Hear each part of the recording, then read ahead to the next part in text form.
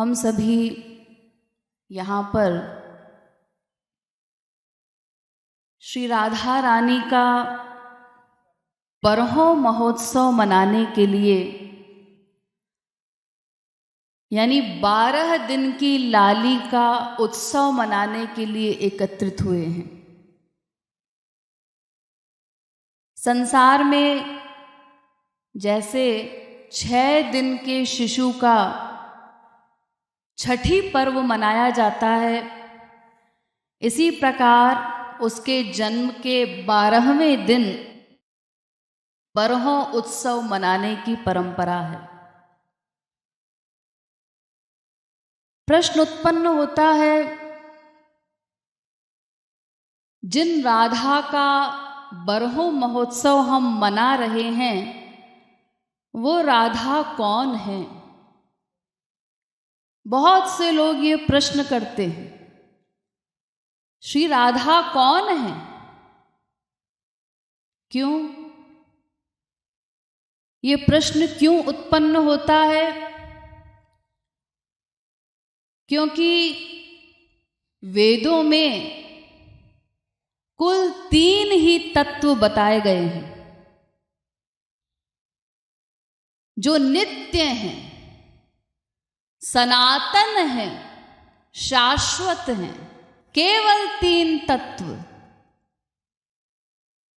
भोक्ता भोग्यं प्रेरितारंच मत्वा सर्वं प्रोक्तं त्रिविधं ब्रह्ममेतत् ज्ञाज्ञौ द्वावजा विशनीशावजा ह्येका भोक्तृभोग्यार्थयुक्ता क्षरं प्रधानममृताक्षरं हरः क्षरात्मानावीशते देव एकः। तमाम वेद मंत्रों में केवल 3 तत्वों का वर्णन है। जो बात वेद में है वही पुराणों में है, अन्य समस्त ग्रंथों में है। तो सभी प्रमाणों के द्वारा केवल 3 तत्व बताए गए, एक ब्रह्म, एक जीव और एक माया। ये 3 तत्व जो सदा से हैं, नित्य, शाश्वत, सनातन। इसीलिए ये प्रश्न उत्पन्न होता है कि जब 3 ही तत्व हैं कुल जमा टोटल, तो फिर ये राधा तत्व क्या है? क्या ये कोई चौथा तत्व है? और अगर चौथा तत्व है तो फिर वेद सम्मत नहीं हो सकता। क्यों? क्योंकि वेद में तो 3 ही तत्व सर्वत्र बताए गए हैं। और अगर वेद सम्मत नहीं है तो फिर मान्य भी नहीं है। क्यों? क्योंकि हिंदू धर्म में अंतिम अथॉरिटी है वेद। जो बात वेद में है बस वही प्रामाणिक है, वही मान्य है। तो जब वेद में 3 तत्व बताए गए केवल, तो फिर ये राधा तत्व क्या है?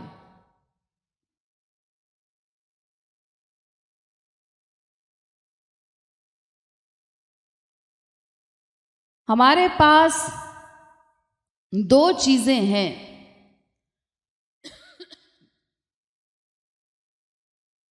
एक हमारा ये शरीर, बॉडी, मनुष्य का देह जो हमें प्राप्त है।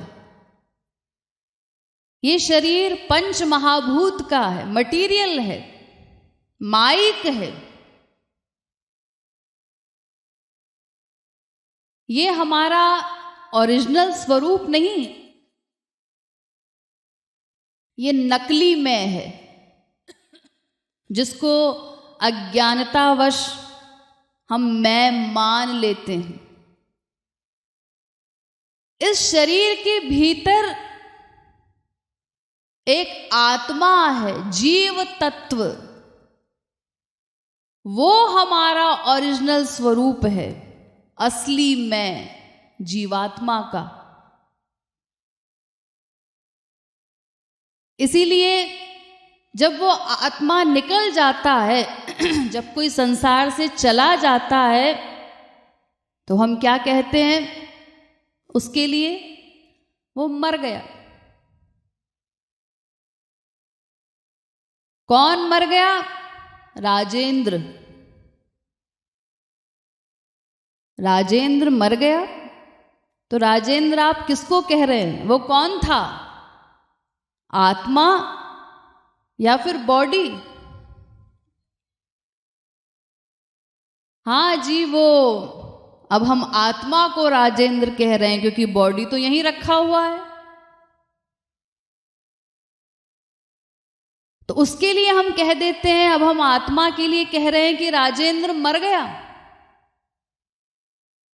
जबकि आत्मा तो नित्य है, वो कभी मरती नहीं। नैनं छिन्दन्ति शस्त्राणि नैनं दहति पावकः न चैनं क्लेदयन्त्यापो न शोषयति मारुतः अच्छेद्यो यमदाह्यो मक्लेद्यो शोष्य एव च नित्यः सर्वगतस्थाणुरचलोऽयं सनातनः। गीता 2:23, 2:24। ये आत्मा तो नित्य है, ये कभी मरता नहीं। ये तो केवल शरीर से निकल गया, चला गया, और उसको हम लोग कह देते हैं मर गया। ये केवल हमारी बोलने की भाषा है, व्यवहार की। क्योंकि अगर हम कहेंगे कि वो चला गया तो फिर लोग प्रश्न करेंगे, कहाँ गया भाई? दिल्ली गया है, चेन्नई गया है, कहाँ गया है? लोग कंफ्यूज होंगे। इसीलिए हम कह देते हैं कि वो मर गया, यानी अब उसका ये शरीर बेकार हो गया, जीरो हो गया, अब किसी काम का नहीं, वो संसार से चला गया।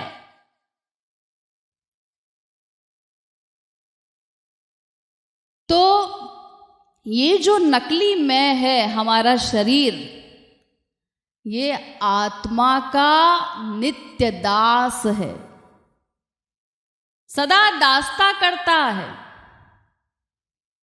जिस भी शरीर में आत्मा जाए तो शरीर आत्मा की दासता करता है। ये नौकर है, सर्वेंट है आत्मा का।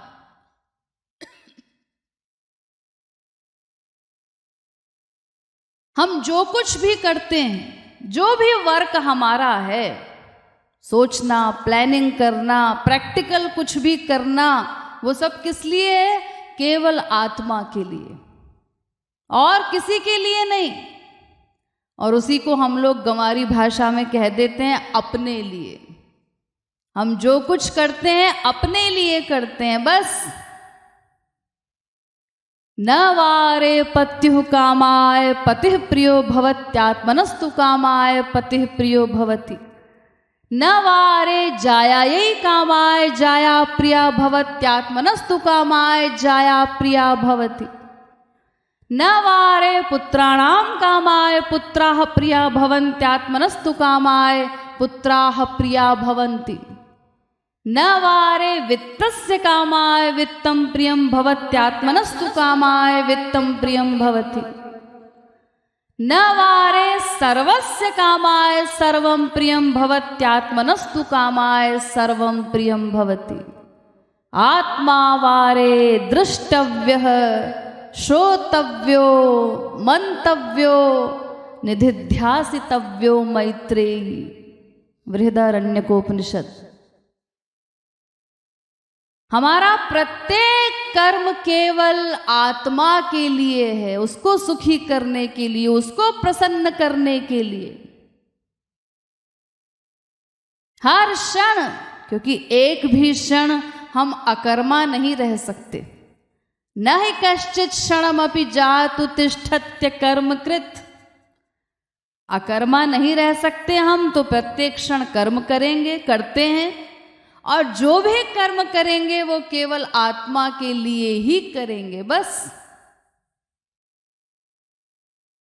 और किसी के लिए नहीं। तो सबसे अधिक जो हमारी प्रियता है वो आत्मा में है।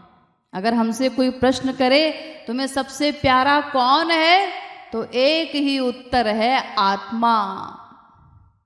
बाकी सब उससे नीचे हैं। कितना ही हम बड़े से बड़ा प्यार का दावा करें, हम अपने अतिरिक्त और किसी से प्यार नहीं करते।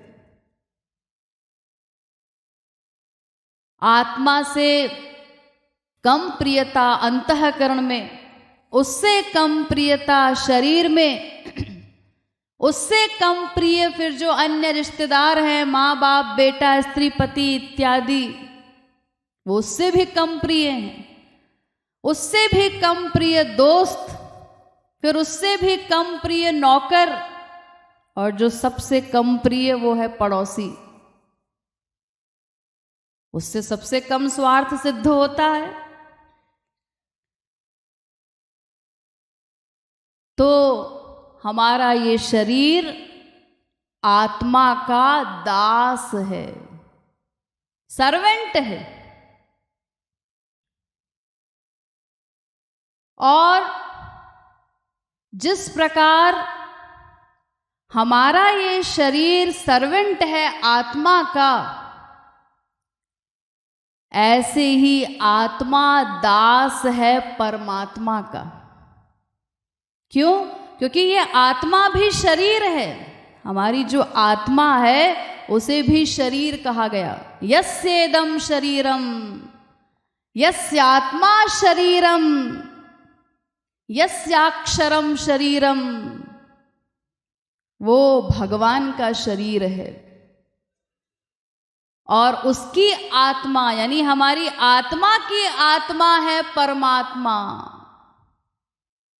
जैसे हमारे शरीर की आत्मा है जीव, जीवात्मा, ऐसे ही उस आत्मा की भी आत्मा है परमात्मा यानी भगवान। ये आत्मा शरीर हुआ हमारा और आत्मा की आत्मा है भगवान। सर्वेषामपि भूतानां नृपस्वात्मैव वल्लभः कृष्णमेनमवेहित्वमात्मानमखिलात्मनाम्। समस्त आत्माओं की आत्मा है भगवान। तो जैसे हमारा ये शरीर दास है आत्मा का, ऐसे ही आत्मा नेचुरल दास है परमात्मा का। उसका हर वर्क आत्मा सदा परमात्मा की दासता करता है। जैसे देखिए एक पेड़ होता है, तो पेड़ के जितने भी अंश हैं, अंग हैं, पत्ते इत्यादि, वो पेड़ के अंश होने के कारण पेड़ की सेवा करते हैं। कोई धूप लेकर के पेड़ को पहुंचा रहा है, कोई खाद पहुंचा रहा है, सब अपने अपने तरीके से उस पेड़ की सेवा करने में लगे हैं। पत्ते, टहनियां इत्यादि जितने उसके अंग हैं, अंश हैं। तो इसी प्रकार आत्मा अंश है भगवान की। इसीलिए समस्त आत्माओं के स्वामी है भगवान और समस्त आत्माएं भगवान की दास है।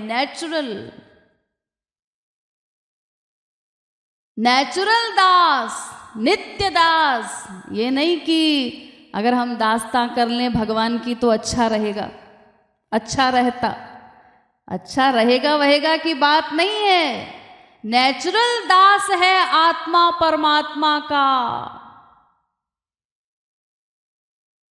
देखिए संसार में जब कोई व्यक्ति निराश हो जाता है, कितना निराश, जब वो ये निश्चय कर लेता है कि किसी भी प्रकार में अपनी आत्मा को सुखी नहीं कर सकता, कोई सुख नहीं पहुंचा पा रहा हूं, तब वो मरने का निश्चय कर लेता है, मरने की प्लानिंग करता है। ट्रेन से कटकर मर जाऊंगा, नदी में डूबकर मर जाऊंगा, जहर खा के मर जाऊंगा। क्यों ये सब प्लानिंग क्यों हो रही है? मर जाते हैं बहुत से लोग, आत्महत्या कर लेते हैं। क्यों? जब हमारा ये निश्चय हो जाता है पक्का कि अब हम अपनी आत्मा को सुखी नहीं कर सकते किसी भी प्रकार, तब वो व्यक्ति आत्महत्या करता है। तो जैसे शरीर सदा दासता करता है आत्मा की, ऐसे ही हमारा आत्मा भी, हमारी आत्मा परमात्मा की दास है, सदा दास। और इसी प्रकार परमात्मा की आत्मा है राधा। आत्मा तु राधिका तस्य तयैव रमणादसौ आत्मा रामतया प्राज्ञैः प्रोच्यते गूढ़वेदिभिः। भागवत महात्म्य 1:22। आत्मा तो राधिका तस्य, भगवान की आत्मा है राधा।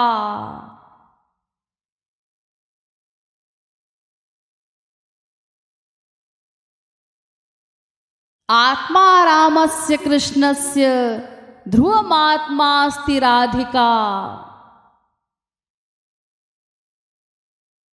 श्री महाराज जी के संकीर्तनों में भी हम गाते हैं, आत्मा परमात्मा की राधा, हमारो धन राधा राधा राधा।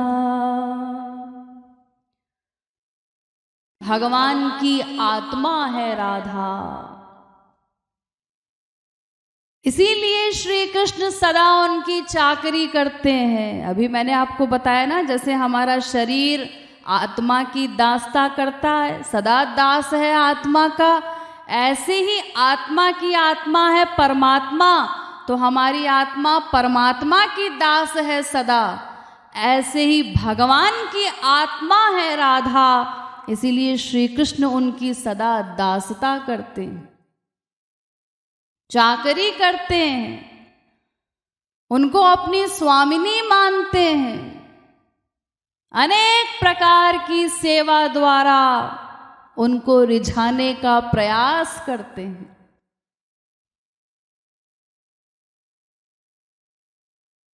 वेद में प्रश्न किया गया, कस्मात् राधामुपासते। एक बार तमाम ब्रह्मज्ञ महापुरुषों ने एक सभा की और उसमें ये प्रश्न किया गया कि राधा कौन है, उनकी उपासना क्यों की जाती है? क्योंकि वेद तो परात्पर शक्ति बताता है ब्रह्म को, श्री कृष्ण को। वेद में स्पष्ट कहा गया, कृष्णेव परो देवस् तम ध्यायेत तम रसयेत तम भजेत। गोपाल तापनीयोपनिषद। परात्पर शक्ति, सुप्रीम पावर है श्री कृष्ण, जिनसे परे और कोई नहीं है, जो सर्वेश्वर है, सर्वशक्तिमान है, सर्वसाक्षी, सर्वसुहृद, सर्वनियंता, सर्वांतरयामी है। वो अंतिम परात्पर तत्व है श्री कृष्ण। वेद में प्रश्न किया गया, कह परमो देवः, परात्पर तत्व कौन है? तो उत्तर दिया गया, कृष्णो हवै परमम दैवतम। श्री कृष्ण ही परात्पर तत्व हैं, अंतिम तत्व हैं। यही बात पुराणों में भी कही गई, न देवः केशवात् परः, नृसिंह पुराण, उनसे परे और कोई तत्व नहीं, न परम पुंडरीकाक्षात्, महाभारत भी कहती है। तो फिर कस्मात् राधामुपासते, राधा की उपासना क्यों की जाती है? तो वेद में ही उत्तर दिया गया, यस्या रेणुं पादयोर्विश्वभर्ता धरते मूर्ति रहसि प्रेम युक्तः, यस्या अंके विलुंठन कृष्णदेवो गोलोकाख्यं नैव सस्मार धाम पदम, सांशा कमला शैलपुत्री ताम राधिकां शक्तिधात्रीं नमामः। राधिकोपनिषद में कहा गया, श्री कृष्ण जिनकी उपासना करते हैं, जिनकी भक्ति करते हैं, जिनकी चरण धूल को अपने मस्तक पर धारण करते हैं और जिनके श्री अंक में लेटे हुए लौटते हुए अपने नित्य धाम गोलोक को भी भूल जाते हैं, वो श्री राधा हैं।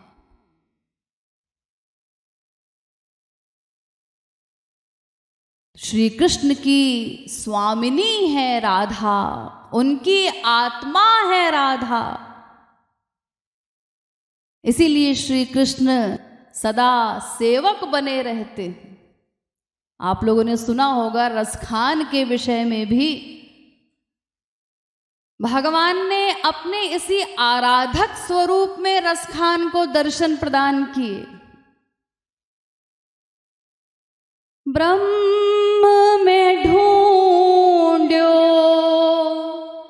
पुरानन गानन, वेद ऋचा सुनी चौगुन गायन, देखो सुन्यो कबहू न किते, वह कैसे स्वरूप और कैसे सुभायन, टेरत हेरत हारी गयो, रस खान बतायो न लोग लुगायन, देखो दुर्यो वह कुंज कुटीर में, बैठो पलोटत राधिका पायन। अरे मैं जिस ब्रह्म को ढूंढते ढूंढते थक गया था, उस ब्रह्म के दर्शन तो मैंने वृंदावन के कुंजों में इस प्रकार प्राप्त किए। वो तो वृंदावन के कुंज में श्री राधा के चरण सेवा करते हुए, चरण पलौटते हुए प्राप्त हुआ। इस प्रकार दर्शन दिए। नंद नंदन श्याम सुंदर के इसी आराधक स्वरूप पर बलिहार जाते हुए श्री महाराज जी कहते हैं, जाके चरण पलोटत हरि बलिहार, जाके पग बहाव हरि सुवन धार, जाको भेद न पायो वेद छार, अलबेली सरकार वृषभानु दुलार। वो वृषभानु नंदिनी श्री राधिका हैं। अपने अश्रुओं से श्याम सुंदर जिनका प्रक्षालन करते हैं, जिनके चरणों को पखारते हैं,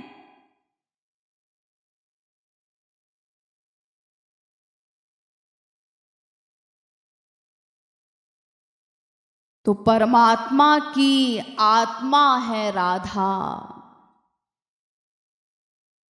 लेकिन एक बहुत बड़ा लेकिन आ रहा है। वही वेद, उसमें पुनः कहा गया ये यम राधा यश्च कृष्णो रसाब्धिर देहे नैकः क्रीडनार्थम द्विधा भूत।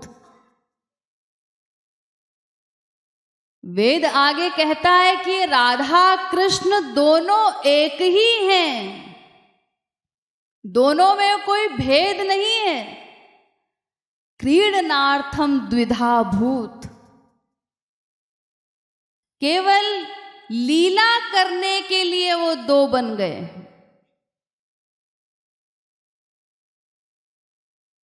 वास्तव में उनमें कोई भेद नहीं है। ये जो कहा गया श्री कृष्ण की आत्मा है राधा, तो श्री कृष्ण उनके दास हैं, चाकरी करते हैं राधा की। वेद में दो शक्तियों का वर्णन है। जो श्री शब्द आया वेद में, श्रीश्चते लक्ष्मीश्च पत्न्यौ, भगवान की दो शक्तियां हैं, एक श्री और एक लक्ष्मी। लक्ष्मी कौन? अनंत कोटि ब्रह्मांड नायक भगवान विष्णु। उनकी शक्ति महालक्ष्मी, उनको भी श्री कहा जाता है। और राधा का भी एक नाम श्री है। तो श्री के दो अर्थ हैं, श्रयते हरिम श्री और श्रीयते इति श्री। तो श्रयते हरिम यानी एक श्री वो है जो भगवान की सेविका है, जिनके द्वारा भगवान की आराधना की जाती है, जो भगवान की दासी हैं, वो है लक्ष्मी। और श्रीयते श्री, इसका अर्थ है भगवान श्री कृष्ण जिनकी आराधना करते हैं वो है श्री।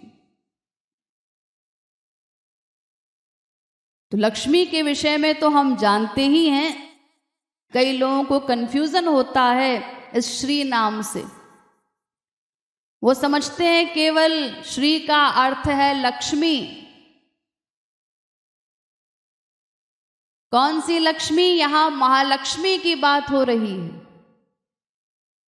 लक्ष्मी तो हर ब्रह्मांड में है, एक अनंत कोटि ब्रह्मांड है ना, तो एक एक ब्रह्मांड में एक एक लक्ष्मी है। एक एक ब्रह्मा, एक विष्णु, एक शंकर, ये तीनों गवर्नर एक एक ब्रह्मांड में रहते हैं। तो उनकी अर्धांगिनी, उनकी शक्तियां वो भी अनंत हैं। ब्रह्माणी, रुद्राणी, महालक्ष्मी। लेकिन जो अनंत ब्रह्मांडों के अध्यक्ष हैं, वैकुंठाधिपति महाविष्णु, उनकी जो अर्धांगिनी है, शक्ति है लक्ष्मी, वो श्याम सुंदर की दासी हैं, सेविका है।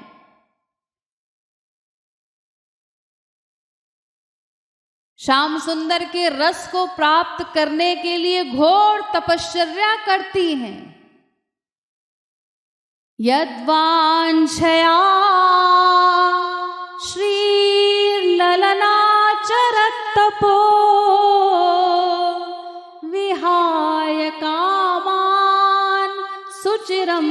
हृतव्रता। तपश्चर्या करती हैं, उनके रस को पाने के लिए लालायित रहती हैं। भागवत में कहा गया श्रयत इंदिरा शश्वदत्र ही। अरे वो तो वहां पर नौकरानी बनी है ब्रज में, महालक्ष्मी। इसीलिए हम लोग श्री महाराज जी के संकीर्तनों में भी गाते हैं, कोटि कमला भवानी बनी जाकी नौकरानी।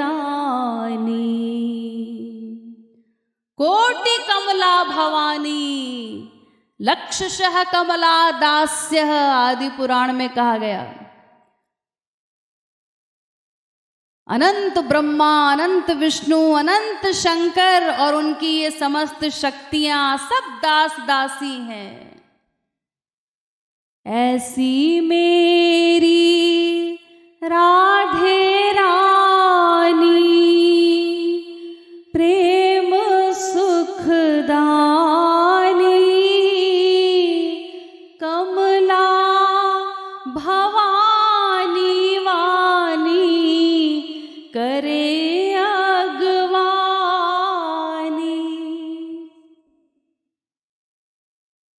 कोटि कोटि कमला है किंकरी प्यारी। ये तमाम संकीर्तनों में जो बातें हम पढ़ते हैं, गाते हैं, श्री महाराज जी के संकीर्तनों की एक एक लाइन में वेद शास्त्रों का सार समाया हुआ है, इतना सरलाति सरल रूप में। लेकिन हम लोग उसका मर्म नहीं समझ पाते। कितनी गहराई है उनके संकीर्तनों में भी, उनकी एक एक पंक्ति में समस्त शास्त्रों वेदों के सार को निचोड़ कर रख दिया है उन्होंने। उनमें भी केवल प्रवचनों में ही नहीं, तो ये कोई साधारण संकीर्तन नहीं है। दिव्य शक्ति, दिव्य सिद्धांतों से ओतप्रोत श्री महाराज जी की दिव्य वाणी है। अगर इसकी गहराई समझ करके, इसका महत्व समझ करके हम लोग साधना करें, उन संकीर्तनों को पढ़ें, उसके माध्यम से साधना करने का अभ्यास करें, तो कितना आगे पहुंच जाएं। लेकिन लापरवाही के कारण हम उतना महत्व नहीं समझते जो हमें समझना चाहिए। तो लक्ष्मी दासी है, सेविका है, और एक श्री है राधा, जिनकी दासता स्वयं श्याम सुंदर करते हैं। एक बार सत्यभामा को अहंकार हो गया। क्या अहंकार? कि मुझसे अधिक सुंदर विश्व में और कोई नहीं है। और उसी समय गरुड़ को भी अहंकार हो गया। कैसा अहंकार? मेरे समान वेग किसी का नहीं है। और उसी समय चक्र को भी अहंकार हो गया, मेरे समान शक्ति विश्व में और किसी के पास नहीं, मैं चाहूं तो अनंत कोटि ब्रह्मांड भस्म कर दूं। श्याम सुंदर को बड़ा बुरा लगा। अब अहंकार हुआ, ये तो कोई बहुत बड़े आश्चर्य की बात नहीं है। वैकुंठ के लोग हैं सब, इतनी बड़ी पावर भी है सबके पास। श्याम सुंदर ने सोचा कि एक तीर से तीनों शिकार करेंगे। तो गरुड़ को बुलाया और गरुड़ से कहा कि देखो भाई, वो तुरंत जाओ और हनुमान जी को बुला लाओ, अभी जाओ फौरन, और कह देना श्री कृष्ण ने बुलाया है। अब गरुड़ वो तो दास हैं, क्यों क्या इत्यादि प्रश्नों का वहां पर कोई प्रश्न ही नहीं कि क्यों बुलाया जा रहा है, क्या काम है। बस आज्ञा मिली और आज्ञा का पालन करना है दास को। तो वो तुरंत पहुंच गया हनुमान जी के पास। अरे गरुड़ जी के समान किसका वेग होगा, उनको क्या समय लगना था। हनुमान जी बहुत बूढ़े थे, वृद्धावस्था में, और लेटे लेटे राम नाम जप रहे थे। तो जाकर के गरुड़ ने कहा कि आप हनुमान हैं। तो उन्होंने न्यूट्रल होकर के हनुमान जी ने देखा गरुड़ की तरफ, क्यों क्या काम है। वो श्री कृष्ण ने आपको बुलाया है, तुरंत चलिए। श्री कृष्ण? हनुमान जी ने कहा कौन श्री कृष्ण, मैं नहीं जानता किसी श्री कृष्ण को, मेरा उनसे कोई लेना देना नहीं, उनसे कह देना मैं नहीं आता। गरुड़ जी को बड़ा बुरा लगा, ये कहते हैं मेरा कोई लेना देना नहीं है श्री कृष्ण से। खैर वापस पहुंचे द्वारिका, और वहां जाकर श्री कृष्ण से कहा कि महाराज वो तो बड़े अहंकारी हैं, उन्होंने तो कहा कि हम श्री कृष्ण को, किसी कृष्ण को नहीं जानते और हमें नहीं जाना वहां पर। तो श्री कृष्ण ने कहा कि हाँ हाँ वो मुझसे गलती हो गई, अब की बार जाओ और उनसे कहना कि सीताराम ने बुलाया है। अब गरुड़ गए और जाकर हनुमान से कहा कि महाराज वो श्री कृष्ण ने नहीं, सीताराम ने आपको बुलाया है। अच्छा अच्छा, तो फिर मैं आता हूं। ठीक है तुम चलो, मैं अभी पहुंचता हूं। तो गरुड़ ने कहा कि महाराज आप इतने वृद्ध हो रहे हैं, कब तो आप पहुंचेंगे द्वारिका, आप मेरी पीठ पर बैठ जाइए, मैं अभी आपको चट से पहुंचा दूंगा द्वारिका। हनुमान जी ने कहा अरे तुमसे कहा ना मैं आता हूं, चल भाग यहां से। अब गरुड़ जी फिर गुर्राए, उन्होंने कहा आप समझते ही नहीं किसी बात को, अरे मैं कह रहा हूं आप कब पहुंचेंगे, मेरे स्वामी ने अभी आपको बुलाया है, अभी चलिए आप मेरे साथ। हनुमान ने कहा कि फिर बकर बकर करता है।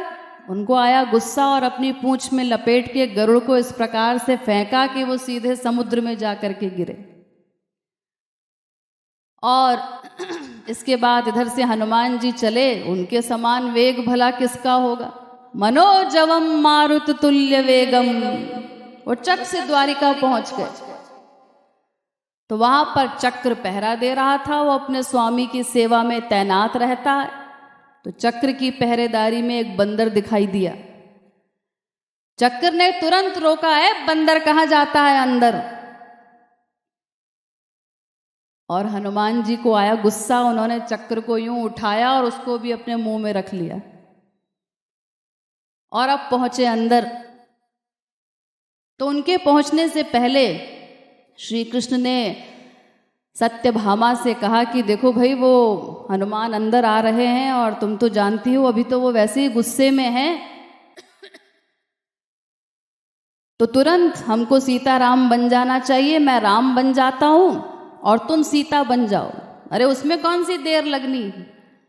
वो मुरली को उन्होंने छुपा दिया, धनुष धारण कर लिया, जरा सा अपने मुकुट को सीधा कर लिया और सत्यभामा से भी कहा तुम भी सीता बन जाओ, नहीं तो अभी वो जिस समय, तुम तो जानती हो उनके गुस्से के विषय में, द्वारिका को उखाड़ करके समुद्र में फेंक देंगे अगर उनको सीताराम के दर्शन नहीं हुए तो उनको भी कुछ खास चेंज करना नहीं था, थोड़ा बहुत चेंज करके वो भी सीता बन करके बैठ गई। अब हनुमान अंदर आए तो चक्र को जो मुंह में रख रखा था, एक तरफ से गाल फूल रहा था उनका। तो श्री कृष्ण ने पूछा क्या हुआ महाराज, ये क्या हाल बना रखा है, कोई फोड़ा वोड़ा हुआ है क्या। तो उन्होंने कहा नहीं नहीं, वो ऐसे ही एक खिलौना था, बाहर चकर चकर कर रहा था, उसको उठा के मैंने मुंह में रख लिया था। तो मुंह खोला और वो चक्र दुम दबा करके भागा वहां से। इतने में ही गरुड़ भी हांफते हांफते पहुंचे। ये बंदर है क्या है। कहाँ पर फेंका, मुझे कैसी इनकी शक्ति है और ये यहाँ पर पहुंच भी गए। श्री कृष्ण पूछ ही रहे थे कि और वो गरुड़ को भेजा था तुमको लेने के लिए, वो कहाँ रह गया? तो हनुमान ने कहा अरे बड़ा मंद गति है, वो आता होगा, धीरे धीरे आ ही रहा होगा, ज़्यादा बकर बकर कर रहा था, मैंने उसको उठा के फेंक दिया तो पता नहीं कहाँ जा कर के गिरा, इतने में ही हाँफते हाँफते वो भी पहुँच गए। अब इसके बाद हनुमान जी की निगाह पड़ी सत्यभामा जी पर और उनको देख करके हनुमान कहते हैं महाराज माता सीता कहाँ है और ये आपके बगल में नौकरानी कौन बैठी है? सत्यभामा के लिए कहते हैं माता सीता कहाँ है, ये नौकरानी कौन बैठी है आज पास में? सत्यभामा को काटो तो खून नहीं, मुझे नौकरानी कहता है ये बंदर, बड़े पारखी हैं ये रूप के। और फिर उसका रूप त्रैलोक के सुंदरी सत्यभामा, लेकिन वो जो विशेष वैलक्षण्य सीता में है, राम में है, श्री कृष्ण में है, राधा में है, वो महालक्ष्मी इत्यादि में कहाँ? सुंदरता की बात नहीं है कि वो नाक की बनावट ऐसी है और आंख की बनावट ऐसी है, ये सब नहीं। उस माधुर्य को तो महापुरुष लोग ही जानते हैं केवल। तो महालक्ष्मी तो श्याम सुंदर के एक एक रोम पर अनंत कोटि महालक्ष्मी न्यौछावर की जा सकती हैं, तो फिर श्री राधा के विषय में क्या कहा जाए? महालक्ष्मी तो उनकी अंश हैं। राधा वामांश संभूता महालक्ष्मी प्रकीर्तिता। पद्म पुराण।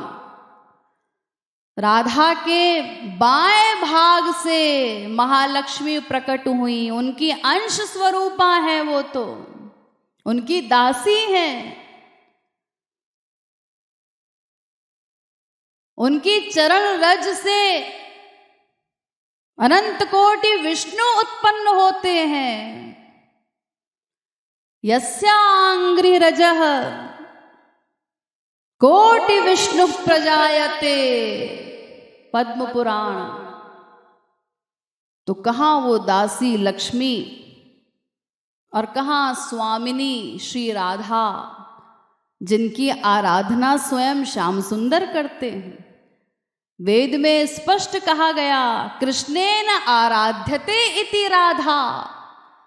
श्री कृष्ण आराधना करते हैं, भक्ति करते हैं, उपासना करते हैं राधा की। जयति जयति राधे जयति जय जग आराधे जेहि हरि सोई हरि। राधे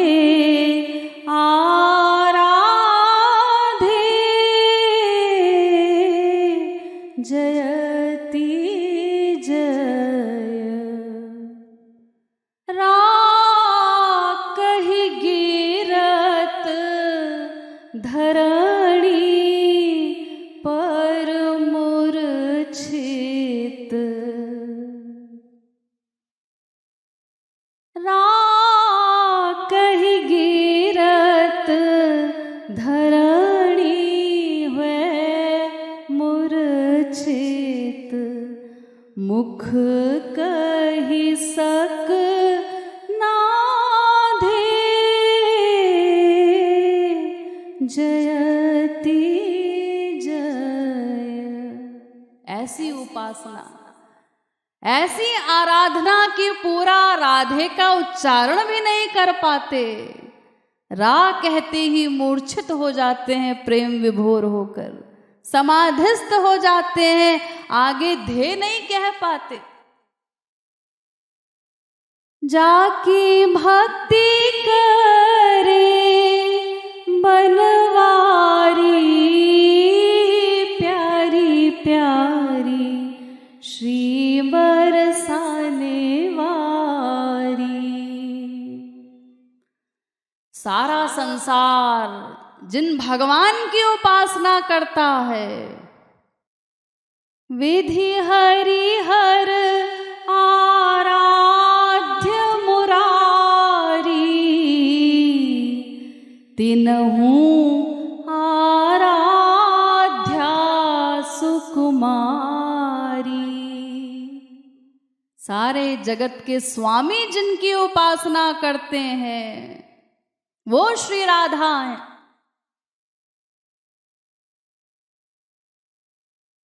तो प्रश्न उत्पन्न होता है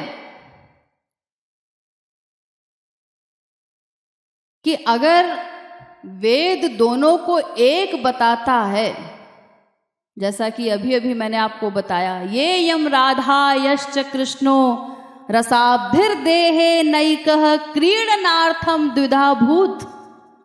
केवल क्रीड़ा करने के लिए, लीला करने के लिए वो दो बने हैं, वास्तव में दो हैं नहीं। तो फिर ये सारी बातें क्यों कही गई हैं ग्रंथों में? कृष्णेन आराध्यते इति राधा, कि श्री कृष्ण आराधना करते हैं श्री राधा की। या आत्मा तु राधिका तस्य, राधा उनकी आत्मा है, श्री कृष्ण उनको अपनी स्वामिनी मानते हैं। राधे सर्वापराधम में क्षमस्व परमेश्वरी, क्षमा मांगते हैं उनसे। तो इस प्रकार की बातें फिर क्यों कही गई हैं? अगर वो एक ही हैं तो फिर उनमें स्वामी और दास का तो कोई प्रश्न ही उत्पन्न नहीं होता। अगर श्री कृष्ण दास हैं राधा के, तो फिर उन्हीं को सदा दासता करनी चाहिए। अगर राधा आत्मा है तो फिर श्री राधा को श्री कृष्ण की आराधना कभी नहीं करनी चाहिए। लेकिन ऐसे भी प्रमाण आते हैं कि श्री राधा भी उपासना करती हैं श्री कृष्ण की। ये कैसा विरोधाभास है? श्री कृष्ण भी उपासना करते हैं और श्री राधा भी उपासना करती हैं। राधा शब्द के दो अर्थ हैं। राध धातु से करण अर्थ में गुरोश्च हलः, इस पाणिनि सूत्र के अनुसार जब अप्रत्यय होता है तब राधा शब्द का अर्थ होता है राधा जिनकी उपासना करें, यानी राधा आराधिका है। और राध धातु से कर्म अर्थ में जब अप्रत्यय होता है गुरोश्च हलः पाणिनि सूत्र के अनुसार, तो राधा शब्द का अर्थ हो जाता है राधा आराध्या है, श्री कृष्ण उनकी आराधना करते हैं। तो ये कैसा विरोधाभास है? दोनों एक दूसरे की आराधना कर रहे हैं। अगर राधा आत्मा है तो फिर उनको श्री कृष्ण की भक्ति कभी नहीं करनी चाहिए, श्री कृष्ण की दासता कभी नहीं करनी चाहिए। क्या आत्मा दास हो जाएगा अपने शरीर का? ऐसा तो संसार में भी कभी सुनने में नहीं आता, अनुभव में नहीं आता। अभी अभी मैंने आपको बताया कि सदा शरीर दासता करता है आत्मा की। आत्मा स्वामिनी है, आत्मा दासता नहीं करती शरीर की। तो अगर आत्मा, राधा को आत्मा कहा गया, तो फिर राधा क्यों उपासना कर रही हैं, आराधना कर रही हैं? वो भी श्री कृष्ण को अपना स्वामी मानती हैं, स्वयं को सेविका समझती हैं। ये कैसा विरोधाभास है? श्री कृष्ण दास हैं या श्री राधा दासी हैं या दोनों दास हैं, वास्तविकता क्या है?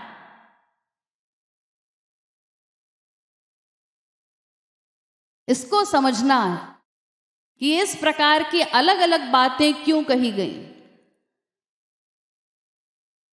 और फिर ये जितने प्रमाण हैं, जो जो बातें कही गई हमारे ग्रंथों में, वो सब सही भी सिद्ध हो जाए। ये नहीं कि कोई अटकल पच्चू बात हो कि उसमें से हमने आधी बात को मान लिया। इसीलिए इसका रहस्य समझना है।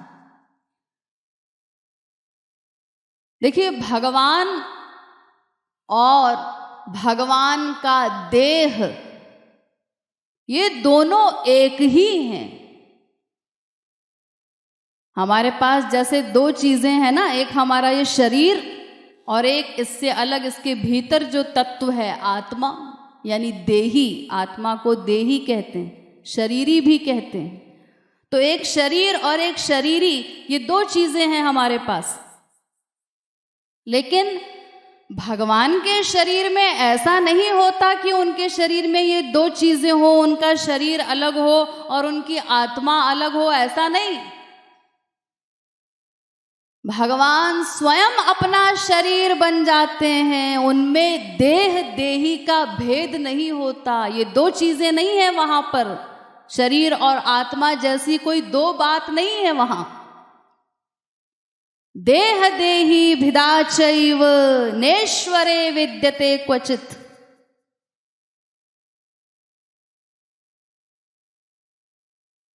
आनंद मात्र कर पाद मुखोदरादि। केवल आनंद तत्व से ही उनका शरीर निर्मित है, और कुछ है ही नहीं। उनका शरीर सच्चिदानंद स्वरूप है। जैसे भगवान सच्चिदानंद हैं, ऐसे ही उनका देह भी सच्चिदानंद है। वो कोई बाहर से नहीं बनाए, किसी मटेरियल से, किसी चीज से। देह देही भेद नहीं, दो सच्चिदानंद।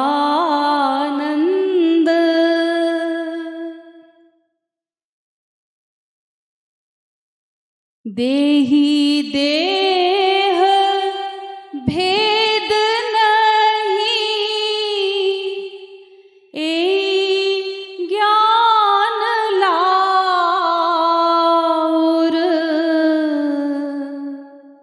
वहां पर देह देही का भेद है ही नहीं। देखिए, इसको थोड़ा सा और डिटेल में समझ लीजिए। भगवान की तीन शक्तियां हैं प्रमुख।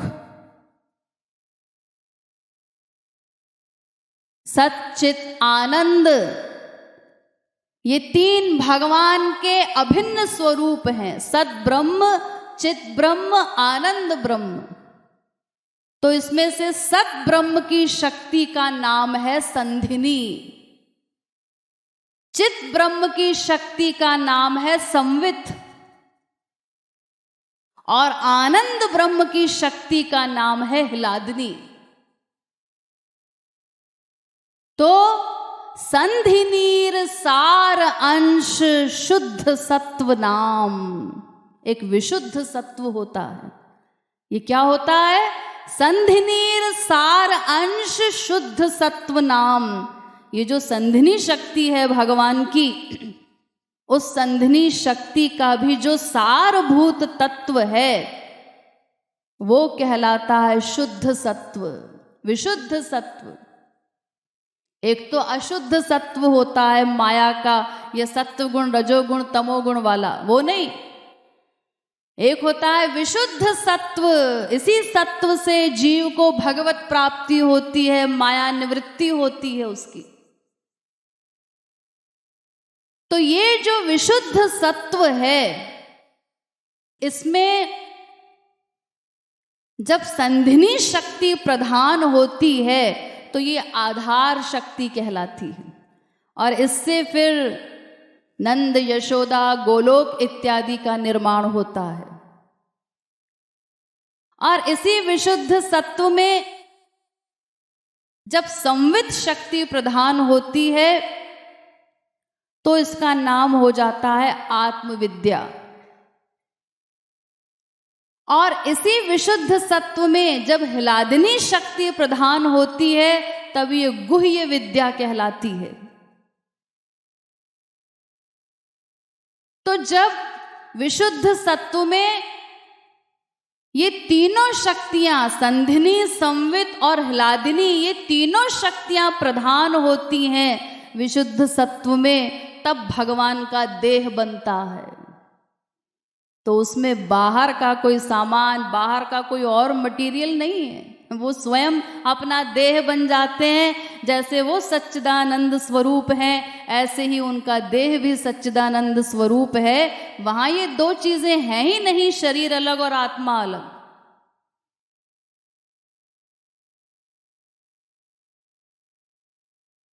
इसीलिए जब हम ये सुनते हैं, ये कहा जाता है कि श्री राधा श्री कृष्ण की आत्मा है, तो आत्मा कह देने से ये तात्पर्य नहीं है कि श्री कृष्ण शरीर हैं और वो छोटे हैं या निम्न हैं और राधा का स्थान ऊंचा है। इस दृष्टि से ऐसा नहीं कि वो आत्मा है इसीलिए उनका स्थान ऊंचा है, इसीलिए श्याम सुंदर उनके दास हैं, ऐसा नहीं है। ये तो केवल लीला की दृष्टि से ऐसा कह दिया जाता है, रस की दृष्टि से। बाकी वास्तव में दोनों में कोई भेद नहीं है। वहां पर देह देही का भेद नहीं है। हमारे पास शरीर और आत्मा अलग अलग है, ये दो चीजें हैं। और यही दो चीजें महापुरुषों में भी होती हैं। वो भगवत प्राप्ति करके गोलोक चले जाएं, लेकिन उनके पास ये दो चीज रहेगी, दिव्य शरीर होगा और आत्मा अलग होगी। देह देही का भेद महापुरुषों में भी रहता है, लेकिन भगवान में नहीं होता। तो इसीलिए आत्मा कहने से ये तात्पर्य नहीं है कि श्री कृष्ण छोटे हैं या निम्न हैं। इस दृष्टि से श्री राधा स्वामिनी नहीं है। तो दास स्वामी का वहां पर प्रश्न ही नहीं है, क्योंकि एक ही हैं दोनों। इसीलिए राधा तत्व कृष्ण तत्व की उपासना करता है, कृष्ण तत्व राधा तत्व की उपासना करता है। दोनों एक दूसरे की आराधना करते हैं, दोनों आराधक भी हैं और आराध्य भी हैं एक दूसरे के।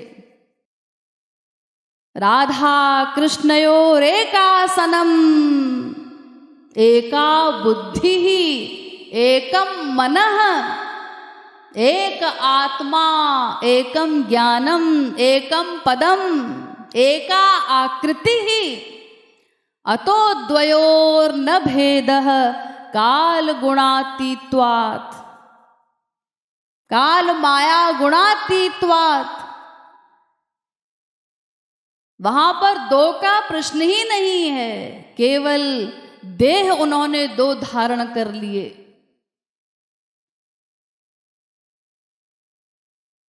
लीला की दृष्टि से, और अपना कलर भी अलग अलग कर लिया। ठाकुर जी काले काले और हमारी किशोरी जी गोरी गोरी, ताकि लोग भ्रम में पड़ जाएं कि दोनों अलग अलग हैं, वो काले हैं वो गोरी हैं। कृष्ण तो है काले काले गोरी गोरी राधे। हम लोगों को धोखा देने के लिए, भ्रम में डालने के लिए। लेकिन वेद कह रहा है कि उनका सब कुछ एक है, वो दो है ही नहीं। अरे भाई, आप कहेंगे कि दो स्वरूप धारण कर लिए, तो अब तो दो चीजें हो गई ना, दो पर्सनैलिटी हो गई। अगर कहीं दो हैं कोई लोग, वो चाहे भाई भाई हो या बहन बहन हो या भाई बहन हो, जब दो हो गया तो इसका मतलब सब अलग अलग हो गया ना, इंद्रिय मन बुद्धि सब कुछ, जब दो पर्सनैलिटी हैं। लेकिन यहां पर दो स्वरूप धारण करके भी एक ही है सब कुछ। इसीलिए एक बार श्री कृष्ण ने श्री राधा से कहा था स्वयं,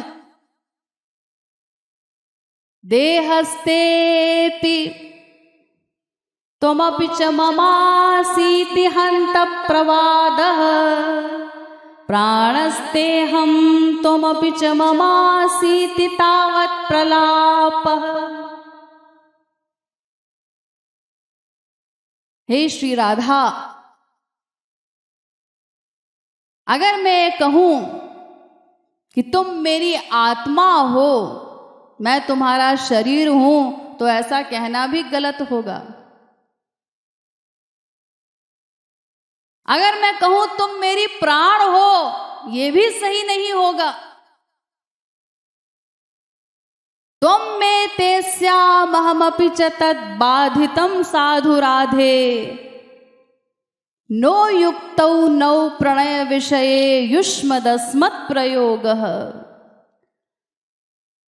अगर ये कहा जाए कि मैं है, तुम मैं हो, इस प्रकार के वाक्यों का प्रयोग भी हमारे बीच में गलत है।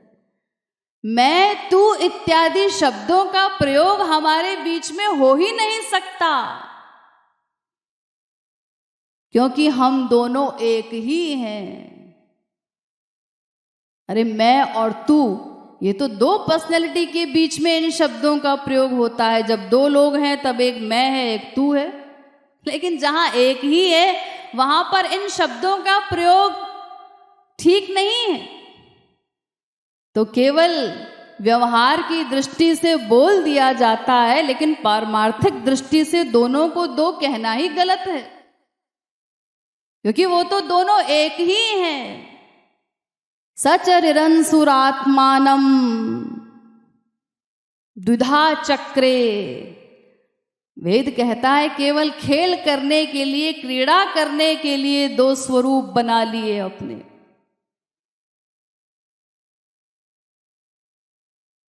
श्री राधा भी कहती हैं ममैव पौरुषम रूपम गोपिका जनमोहनम। मैं बताऊं श्री कृष्ण कौन है? ममैव पौरुषम रूपम, अरे मेरा ही वो पुरुष का स्वरूप है, वो कोई भिन्न नहीं है, कोई और नहीं है। कहीं धोखे में मत आ जाना। तो चूंकि वहां देह देही का कोई भेद नहीं है, इसीलिए कोई छोटा बड़ा नहीं है। दोनों एक दूसरे के दास हैं, दोनों एक दूसरे के उपासक हैं, उपास्य भी हैं।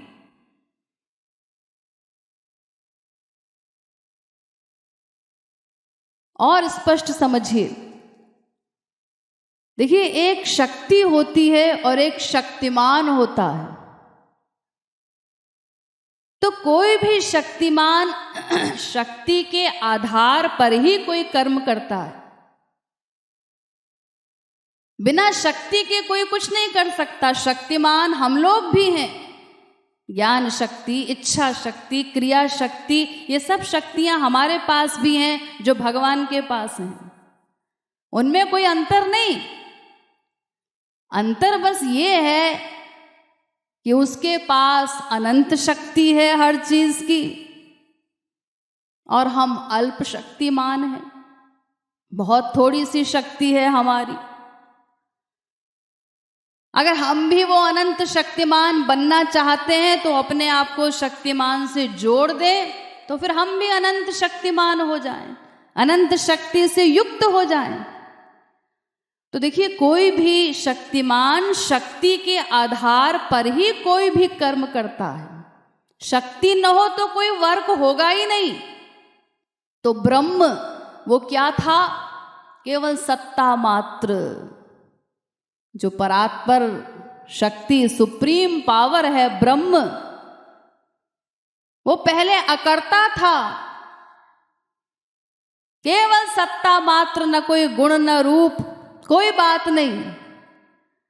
लेकिन शक्ति ने ही उसको सगुण साकार बना दिया। श्री कृष्ण सगुण साकार बने कैसे? योग माया शक्ति से। और भी जो कुछ भी वो करते हैं, सृष्टि किया किसने किया? श्री कृष्ण ने। अरे श्री कृष्ण क्या सृष्टि करेंगे? राधा करती हैं सृष्टि। शक्ति के आधार पर ही तो कोई कार्य होगा, बिना शक्ति के कार्य कैसे होगा?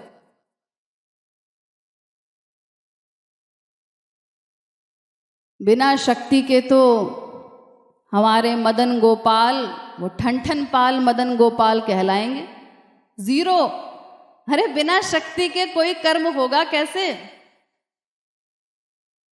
तो चूंकि राधा ही वो शक्ति हैं, योग माया शक्ति, स्वरूप शक्ति, जिसके आधार पर श्री कृष्ण कर्तुम अकर्तुम अन्यथा कर्तुम समर्थ कहलाते हैं।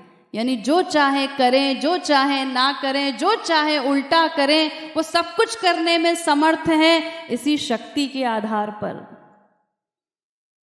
इसीलिए भागवत में कहा गया, धाम्ना स्वेन सदा निरस्त कुहकम सत्यम परम धीमहि। पहले स्कंद के पहले अध्याय का पहला श्लोक है। इसमें जो धामना शब्द आया वो श्री राधा के लिए है। वही योग माया है, स्वरूप शक्ति है, जिनके आधार पर ठाकुर जी सारा काम करते हैं, सारा कमाल करते हैं। शक्ति के बिना शक्तिमान कुछ नहीं कर सकता। इसीलिए श्री महाराज जी कहते हैं, श्यामा बिनु श्याम का है दाम छदाम। शक्ति के बिना क्या वैल्यू है ठाकुर जी की। तो राधा वो शक्ति है जिसके आधार पर ठाकुर जी सारा कमाल करते हैं। इस दृष्टि से राधा रानी का स्थान ऊंचा है। और एक और कारण भी है विशेष। वो क्या? किशोरी जी में एक गुण है प्रमुख। 25 गुण उनके बताए गए। प्रमुख उनमें भी एक सबसे प्रमुख गुण है संतताश्रव केशवा। ऐसा गुण कि केशव उनके अधीन रहते हैं। संतताश्रव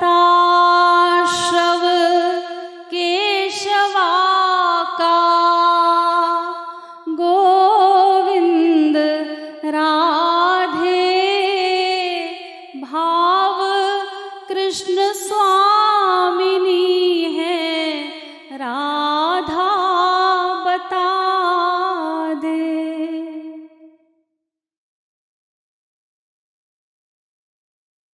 तो ऐसा क्या गुण है? क्या अधिक सुंदरता है? अरे सुंदरता की बात नहीं है। तो फिर ठाकुर जी क्यों अधीन रहते हैं? प्रेम की अधिकता है। प्रेम की अधिकता। हाँ, देखिए हम लोग जो अभी भक्ति कर रहे हैं वो साधना भक्ति कहलाती है। इस साधना भक्ति से आगे है भाव भक्ति, और उसके आगे फिर प्रेमा भक्ति, स्नेह भक्ति, मान भक्ति, प्रणय भक्ति, राग भक्ति, अनुराग भक्ति, भावावेश भक्ति और महाभाव भक्ति। इतने क्लासेस हैं भक्ति के। तो महाभाव भक्ति,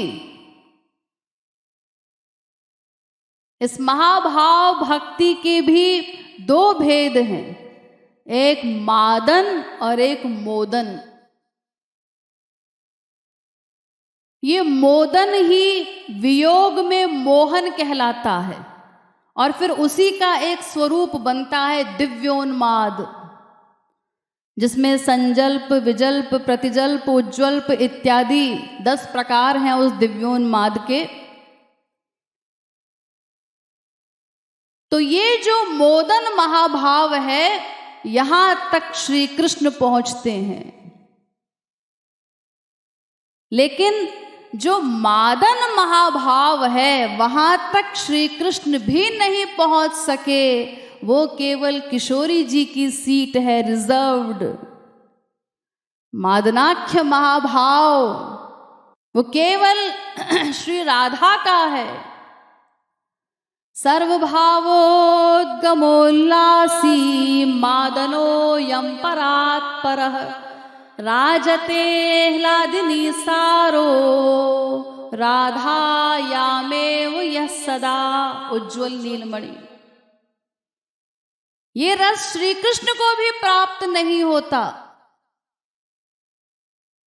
पायो मादन रस इक राधे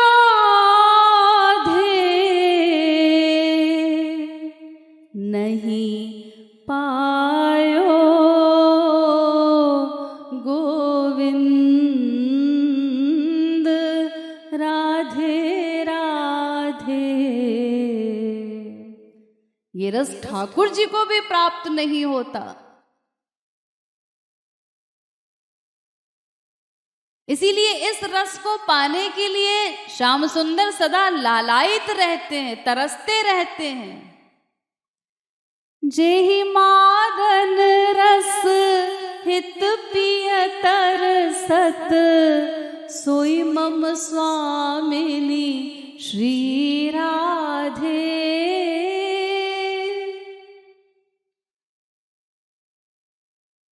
अरे ठाकुर जी तो प्रेमा भक्ति वालों के ही अधीन हो जाते हैं। जो पहली कक्षा है दिव्य भक्ति की, वो प्रेमा भक्ति ही जब किसी भक्त को मिल जाती है तो भगवान तो उसके भी अधीन हो जाते हैं, क्योंकि वो केवल प्रेम पसंद करते हैं, प्रेम के उपासक हैं, प्रेम के अधीन हैं हमारे ठाकुर जी। तो फिर वो मादनाख्य महाभाव जो केवल श्री राधा का है, तो उनकी दास्तां फिर वो क्यों नहीं करेंगे। इसी मादन रस के कारण उनकी चाकरी करते हैं, उनको अपनी स्वामिनी मानते हैं। इसकी एक झलक बताई गई मादनाख्य महाभाव की। निष्क्रांता भवति हृदयात् यस्य धूमच्छटापि, ब्रह्मांडानां सखिकुलमपि ज्वालया जाज्वलीति। यानी किशोरी जी का जो विरह का ताप है श्याम सुंदर के प्रति, जो विरहाग्नि उनके हृदय में उद्दीप्त होती है, जलती रहती है, उस विरह के विषय में कहा गया कि उस विरह का जो ताप है, उस धुएं का, विरहाग्नि का धुआं, जब धुआं कोई हम आग जलाते हैं तो उसमें ऊपर धुआं होता है, और उस धुएं के भी ऊपर काली काली लकीर आपने देखी होगी, वो धुएं का आभास। तो किशोरी जी की विरहाग्नि के धुएं का आभास भी अगर उनके हृदय से प्रकट हो जाए, बाहर निकल जाए, वो निकलता नहीं, वो उस पर कंट्रोल किए रहती हैं, लेकिन अगर वो ताप बाहर निकल जाए उनके हृदय से तो अनंत कोटि ब्रह्मांड भस्म हो जाए, ऐसा वो ताप है।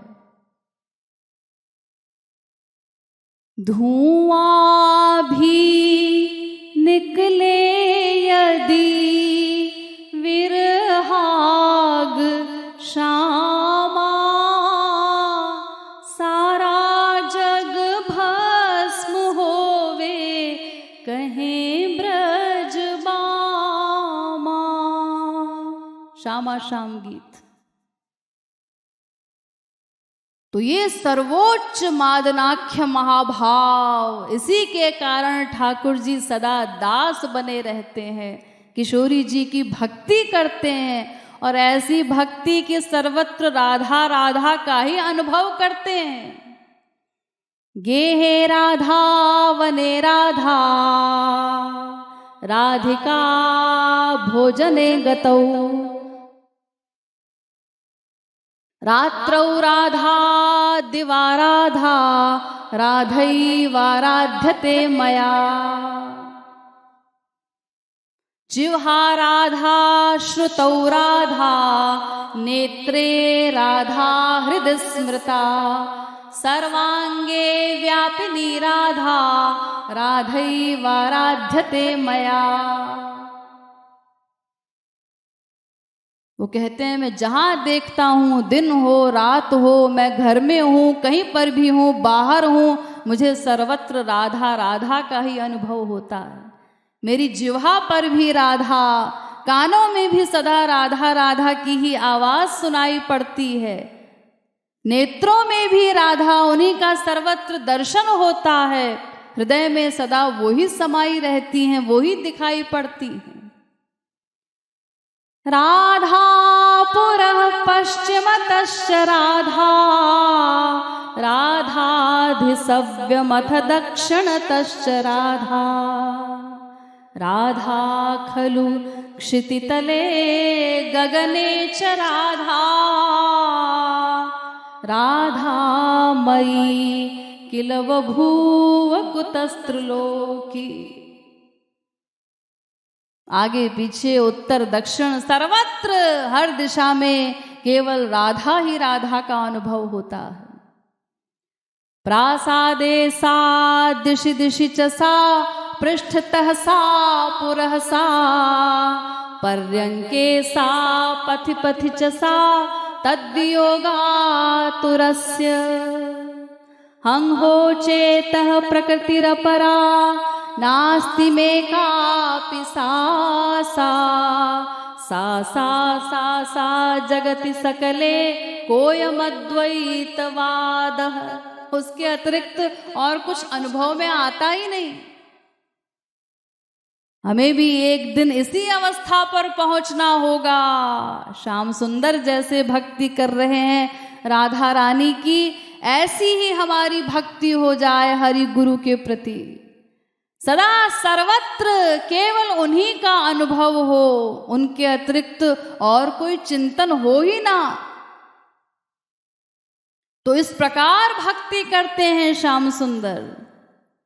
तो इस दृष्टि से राधा का स्थान रसिकों ने ऊंचा बताया है, ठाकुर जी का निम्न बताया है। बाकी कोई छोटे बड़े की भावना नहीं है, कोई भेद नहीं है। लेकिन इस रस की दृष्टि से माधुर्य भाव की भक्ति में, गोपियों की जो भक्ति है माधुर्य भाव की, उसमें श्री राधा के प्रति झुकाव अधिक होता है, उनसे अधिक अनुराग होता है। उन्हीं की कृपा से श्री कृष्ण की प्राप्ति होती है। इसीलिए यहां तक कहा गया पद्म पुराण में, कृष्णादप्यधिकं प्रेम राधिकायां प्रकुर्वती।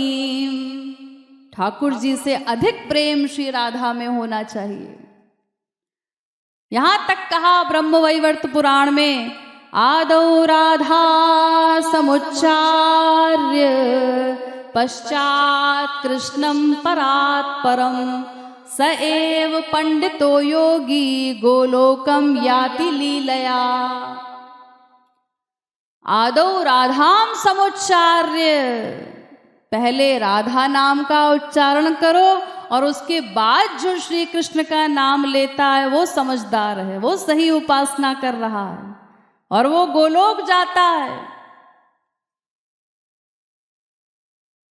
कृष्ण कहू पाछे प्रथम कहू राधा, हमारो धन राधा राधा राधा।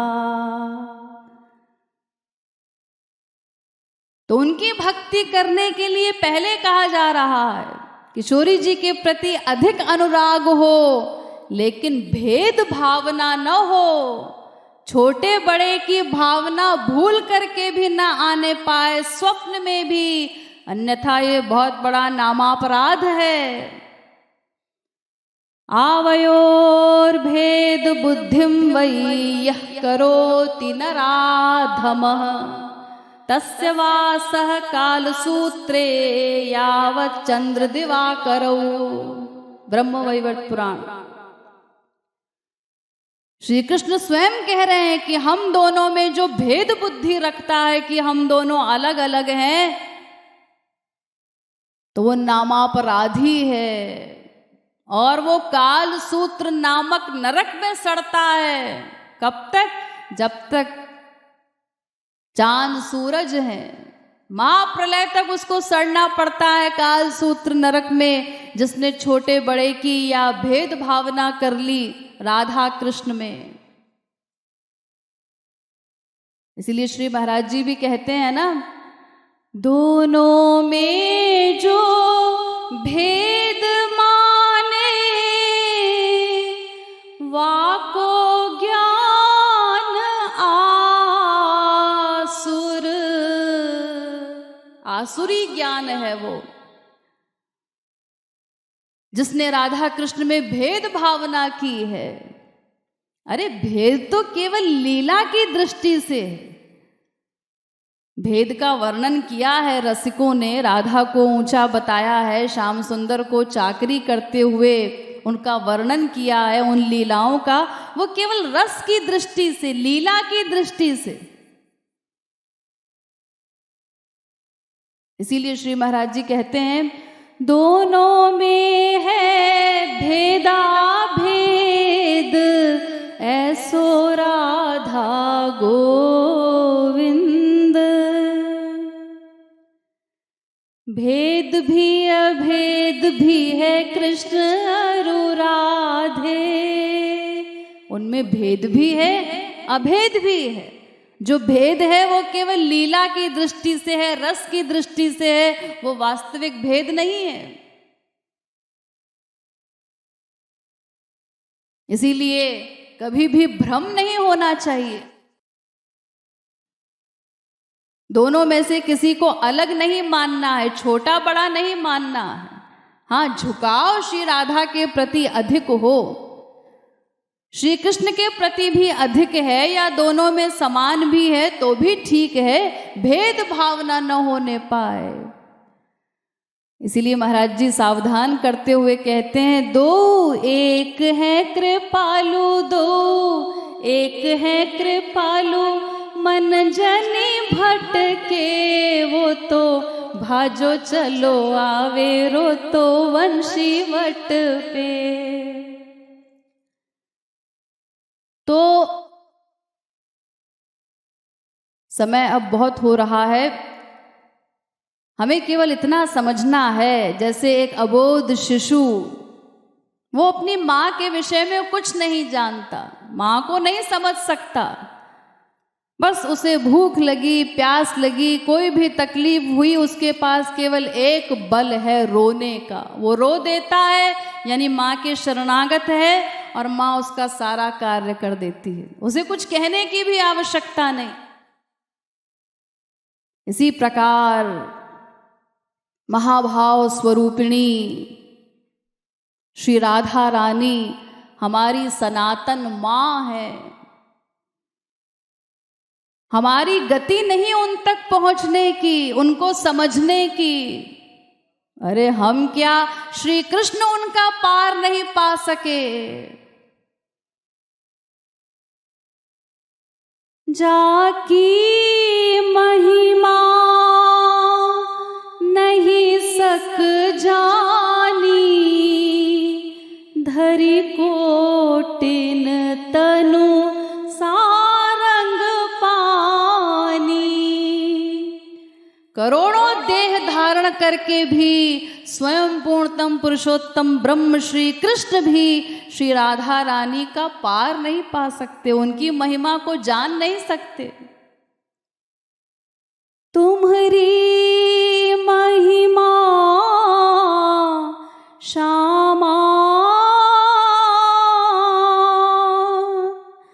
श्यामा हो नहीं जानी सके, धरि रूप अनंत थके। को और छोर पाए,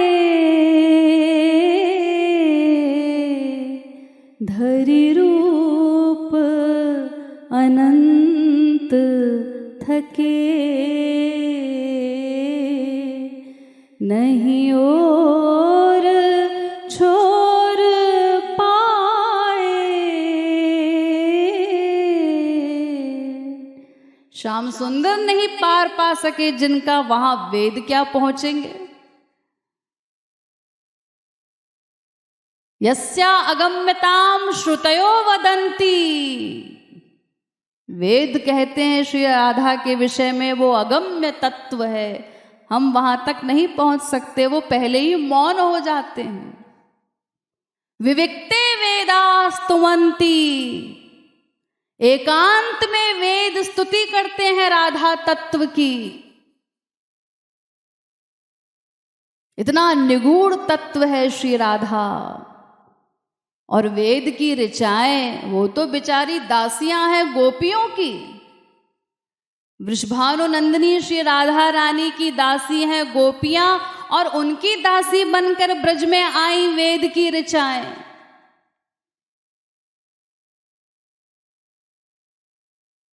तो वो भला क्या पार पा सकेंगे? तो जहां श्याम सुंदर नहीं पहुंच सकते, वेद नहीं पार पा सकते जिसकी महिमा का, उन राधा तत्व के विषय में हम क्या समझ सकते हैं? नर पामर कर केतकी बाता। हमें तो केवल एक अबोध शिशु की भांति बस उन करुणामयी माँ के अकारण करुण विरद पर अपने विश्वास को दृढ़ करते हुए उनसे कृपा याचना करनी है, आंसू बहाकर उन्हें पुकारना है। तो फिर वो अकारण करुणामयी हमारी सनातन माता, वो हम पर एक दिन अवश्य कृपा करेंगी और उनकी कृपा से हम एक दिन अपने परम चरम लक्ष्य के अधिकारी भी अवश्य बन सकेंगे। तो अब कुछ पंक्तियों के साथ ही मैं विषय को विराम देना चाहूंगी। तू तो महाभाव साकार, बलिहार बलिहार, तू तो महाभाव साकार, बलिहार बलिहार, ओ बलिहार बलिहार, बलिहार बलिहार, जय हो अलबेली सरकार, बलिहार बलिहार, जय हो अलबेली सरकार,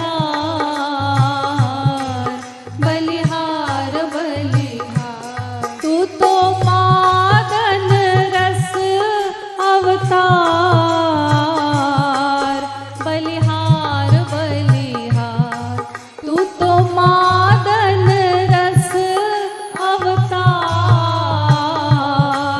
बलिहार बलिहार, ओ बलिहार बलिहार, बलिहार बलिहार, ओ बलिहार बलिहार, ओ जय हो अलबेली सरकार, बलिहार बलिहार, जय हो अलबेली सरकार, बलिहार बलिहार, ओ तू तो सब श्रुतियों की सार, बलिहार बलिहार, बलिहार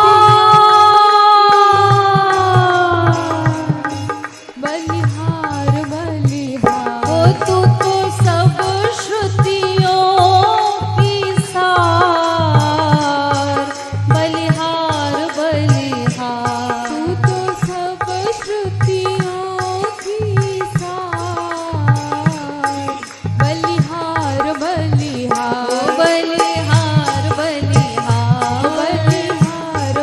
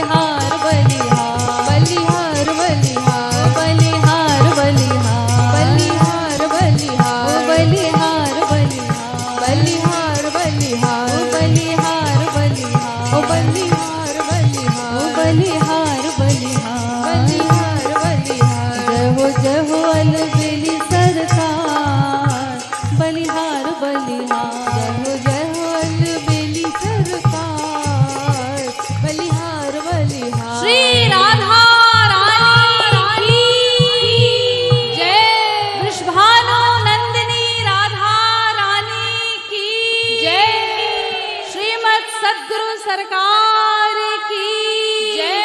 प्यारी प्यारी अम्मा की जय। जय जय श्री राधे। जय जय श्री राधे। जय